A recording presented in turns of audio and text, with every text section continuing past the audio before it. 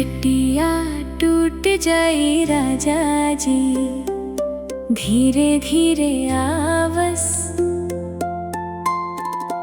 प्यार के बरसात में हमके बाहों में समावस।